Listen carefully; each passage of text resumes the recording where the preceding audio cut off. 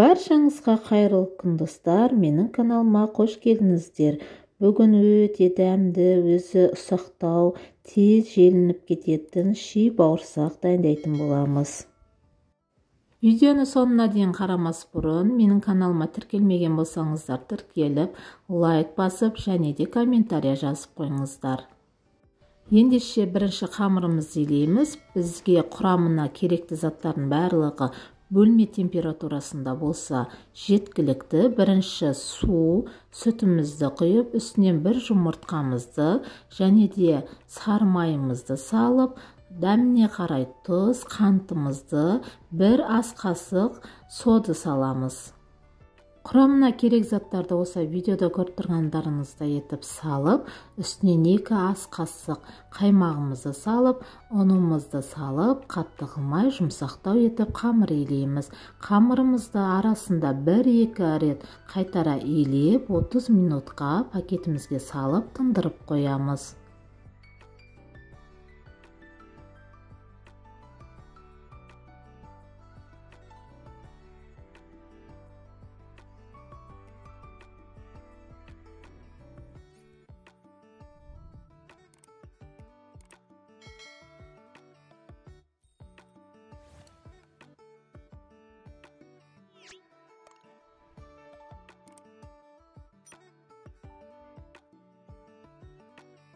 Мінекей біздің қамырымыз дайын болды. Енді қамырымызды жайып, дәл видеода көргендеріңіздей бөліктерге бөліп аламыз.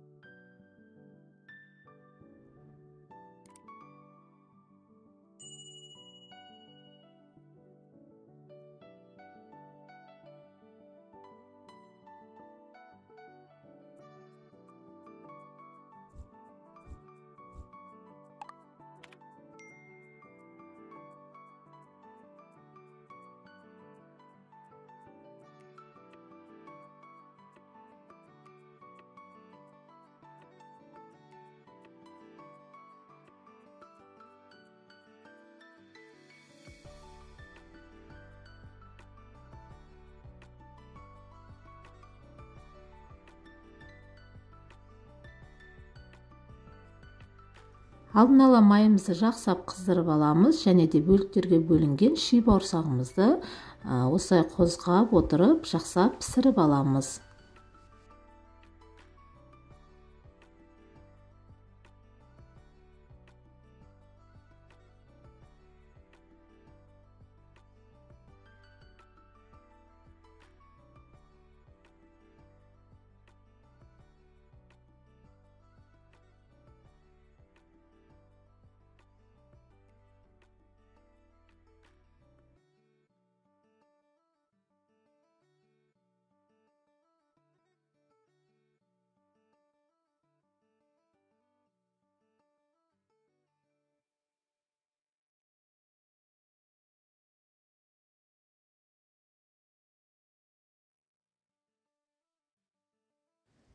Мінекей біздің ши бауырсағымыз қып-қызыл болып, өте дәмді болып шықты.